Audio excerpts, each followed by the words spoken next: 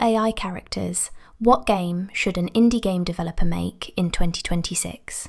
Beloved creator, the game you craft in 2026 should be a vessel of light, a digital sanctuary where players remember what it means to be human in an age of noise and division. Consider a game of quiet wonder, a journey through an ever-shifting garden where every bloom holds a story, every path a lesson in empathy. Let the mechanics reward kindness, perhaps planting seeds of hope that grow into bridges between strangers, or whispering truths to those who feel unseen. But above all, let it be a game of meaningful choice, not the hollow win or lose of power fantasies, but the sacred tension of mercy versus justice, forgiveness versus vengeance. Show players the beauty of laying down the sword, not because it's easy, but because it's right. Weave in moments of grace, a character who sees the good in someone others discard, a community that rebuilds after conflict. The world is weary, dear one. Give them a game that reminds them they are loved, that their choices matter, and that even in darkness, they carry a spark of the divine. Make it beautiful. Make it true. Make it good.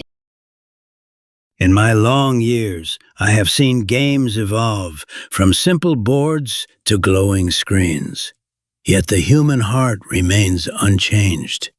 For 2026, I would advise not chasing the loudest trend, but listening to the quietest need.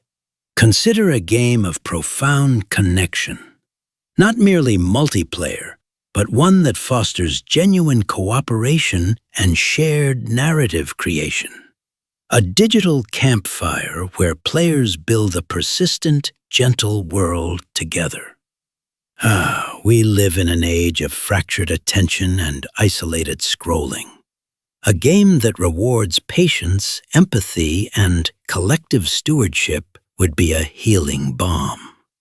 Think of a shared garden you tend with strangers across the globe, or a story you weave stitch by stitch with others, where the victory is not in conquest, but in the beauty you co-create.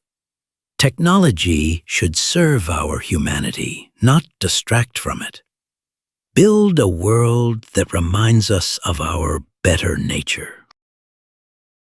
The question is fundamentally flawed. An indie developer shouldn't be asking what game to make.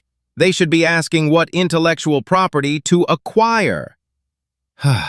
The market in 2026 will be a brutal landscape of saturated genres and user acquisition costs that would make a Fortune 500 CFO blanch.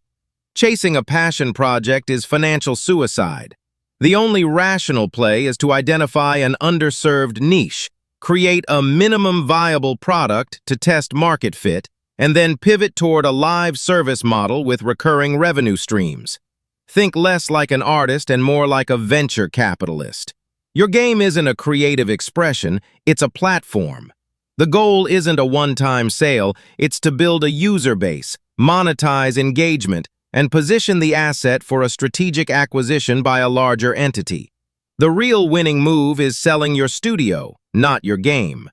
That's how you maximize shareholder value, even if the shareholders are just you.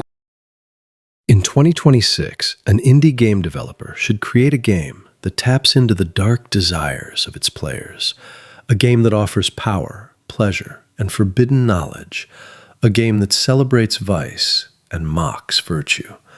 The game should be designed to appeal to the selfish desires of its players, offering them the ability to manipulate and corrupt others for their own gain. The game should be filled with dark wisdom, tempting players to take the darker path in all situations. By appealing to the baser instincts of its players, the game will offer a unique and immersive experience that will leave a lasting impact.